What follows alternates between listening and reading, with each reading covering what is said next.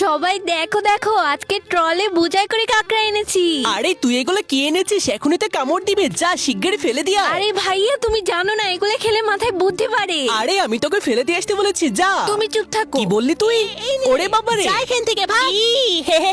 আরে মিনা, তুই এগুলো অনেক দূর থেকে এনেছিস, চল এটা রান্না করে দিব। হ্যাঁ। ওই বলো। হইয়া যা এখান থেকে। ওরে বাবারে, দাঁড়াও, তোমাদেরকে দেখে নিব আমি। আরে দাঁড়া, তুই তোকে মজা দেখাচ্ছি। আরে মিনা, চল চল, আজকে এটা অনেক দারুণ ভাবে রান্না করব। হ্যাঁ মা, এগুলো দূর থেকে আনতে অনেক বেশি কষ্ট হয়ে গেছে। চিন্তা করিস না মিনা, এত সুন্দর করে রান্না করব, তুই চেটে পুচে খেয়ে নিবি। চল চল তাড়াতাড়ি চল। আমিও দেখি তোমরা এগুলো কিভাবে রান্না করো। এই তো, এবার এগুলো পানি দিয়ে ভালোভাবে ধুয়ে নিতে হবে। এবার এটার ভিতর অনেক সুন্দর সুন্দর সবজি দিয়ে দেব। এবার সব থেকে সুস্বাদু মশলাগুলো ভালোভাবে দিয়ে সুন্দরভাবে মাখিয়ে নেব। এবার এটার ভিতর একটা স্পেশাল পানি দিয়ে দেব, তাহলে এটা খেতে অনেক বেশি মজা লাগবে। এই তো তেল দিয়ে সুন্দরভাবে ভাজা করতে শুরু করে দিই। এবার একটু মশলা দিয়ে ভাজা কাঁকড়াগুলো এর ভিতরে দিয়ে দিই। এই তো রান্না হতে শুরু করেছে। আরে ওয়াও, কত সুন্দর ঘ্রাণ বের হচ্ছে। তার আগে তুমি যদি শয়তানকে ঘৃণা করো আর তোমার মাকে মন থেকে ভালোবেসে থাকো, তাহলে ভিডিওটিকে একটি লাইক করে চ্যানেলটিকে সাবস্ক্রাইব করে দাও আর কমেন্ট বক্সে এই ইমোজিটা কমেন্ট করো। এই তো রান্না হয়ে গিয়েছে, মেয়েরা তাড়াতাড়ি এসে খেয়ে যাও। আরে ওয়াও, এখন একটু খেয়ে দেখি।